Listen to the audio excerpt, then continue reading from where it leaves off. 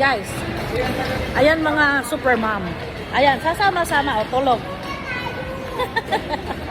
Bagsak. Natulog sa lamig. Ayan. Jabay na. Umuulan eh. Ay, umuulan. Umuulan. Umuulan na. Umuulan na. Ano, umuulan? Magpasundo tayo kay daddy mo kung umuulan. Gamay na tawagan mo sa daddy mo. Oh, sabihin mo anong sunduin tayo. Balik kami sa loob guys kasi yung pwede makiupo kuya. Thank you. Ay. Perwisyo lang ang ginawa mo. Ginoo ko. Kaya pwede na ulit eh.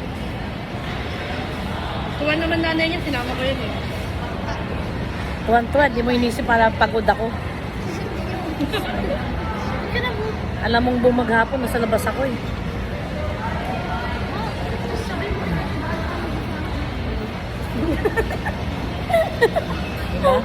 Diba? Nakanganga pa. Doon tayo po tayo mamuha.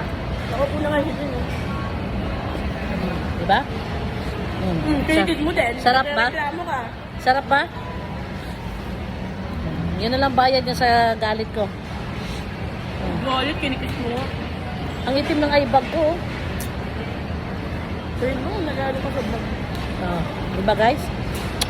Kung doon siya sa bahay guys, ang sarap ng tulog niya. O, tignan mo. Di ko alam kung komportable siya o nahihirapan siya guys. Ay, naya.